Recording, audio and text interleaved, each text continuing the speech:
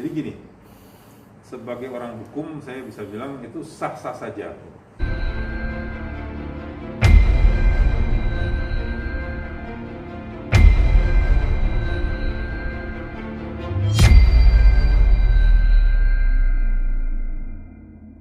Ya, si Mas Arya mendatangkan Mas Yanda, memberikan satu pernyataan di bawah sumpah karena di pengadilan ya, di persidangan, dan itu ya mungkin saya melihatnya itu sebagai saksi yang meringankan ya, supaya mungkin hukumannya tidak jadi atau bagaimana. Tapi kan sekali lagi itu kembali lagi kepada kewenangan hakim. Kalau saya melihatnya sebagai orang hukum gitu.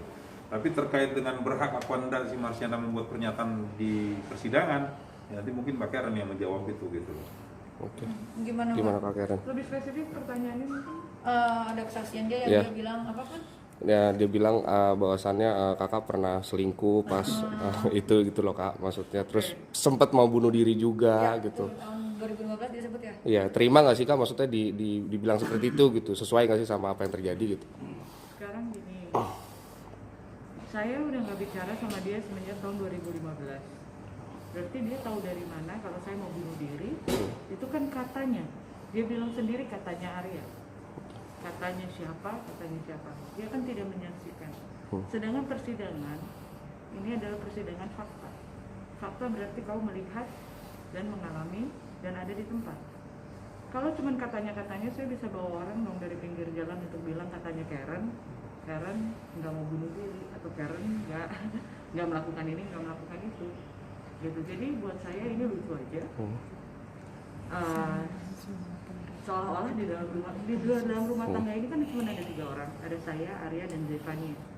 Ya, apa yang saya alami di dalam rumah tangga saya adalah apa yang dialami di dalam rumah tangga saya. Kok sampai orang lain bisa tahu apa yang terjadi, yang sebetulnya apakah benar itu terjadi atau tidak? Apakah dia menyaksikan? Apakah dia mengalami? Apakah dia tahu? Dan katanya kalau saya mengkonsumsi obat-obatan, berarti poin dari dia lebih memuaskan saya karena saya mendapat KDRT psikis. Kalau saya mendapat KDRT psikis, saya pergi untuk bantuan kemana? Ke psikolog, ke psikiater, mendapat resep untuk obat yang saya minum supaya saya bisa tenang, saya bisa tidur. Itu lebih menguatkan lagi kalau KDRT psikis itu sudah terjadi kepada saya semenjak tahun 2015. Sudah lama. Gak mungkin orang gak depresi pergi ke psikiater. Saya butuh pertolongan gitu. Bukannya Anda juga sama gitu kan, minum obat juga gitu kan. Jadi kan pasti Anda lebih mengerti lah gitu. Jadi bukan obat-obatan sembarangan yang dibeli di pasar gelap. Saya dapat dari resep dari psikiater gitu loh. Oke, Kak, mungkin untuk masalah hanya mencegah pada saat Karen mau mencoba bunuh diri itu seperti apa? Aduh, tahu dari mana? 2015 terakhir saya ketemu dia, saya tidak pernah berhubungan sama dia. Berarti kan yang berhubungan sama dia terus kan Pak Arya. Pak Arya yang cerita terus, berarti yang masih berhubungan terus kan seolah-olah di rumah tangga ini kayak ada 4 orang ya, Om. Kok tahu gitu? Kok tahu cerita yang katanya? Kan udah jelas-jelas saksinya yang ada di situ yang merekam kejadian itu adalah orang asisten rumah tangga saya, Mbak Tia. Memang terjadi KDRT di situ. Kalau nggak terjadi KDRT di situ, mana mungkin sampai P21, sampai kejaksaan, sampai pengadilan dong, gitu loh.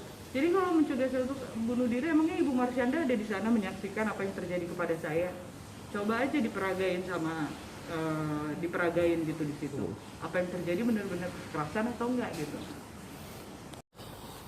Sekarang gini deh, pansos, untuk apa pansos, panjat sosial itu apa sih gitu. Saya memang sedang bermasalah dengan hukum, dengan apa yang terjadi adalah ketidakadilan di dalam hidup seseorang, tindak kriminal yang terjadi di dalam kehidupan seseorang, yang saya punya hak sebagai warga negara untuk melapor apa yang terjadi kepada saya.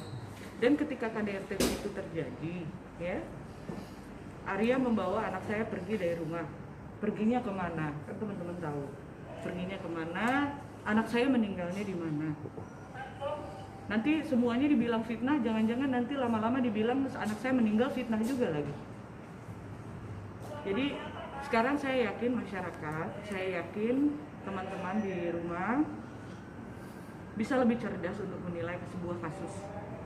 Saya hanya seorang ibu yang kehilangan anak saya dan saya berjuang untuk kebenaran, untuk diri saya sendiri, keadilan untuk diri saya sendiri, untuk kekerasan dalam rumah tangga yang saya terima, lalu kebenaran, saya berjuang untuk kebenaran apa yang benar-benar terjadi kepada anak saya. Begitu. Mungkin kalau untuk hukum, untuk hukumnya, untuk apa bisa ditanyakan kepada Om Boy Mimpi.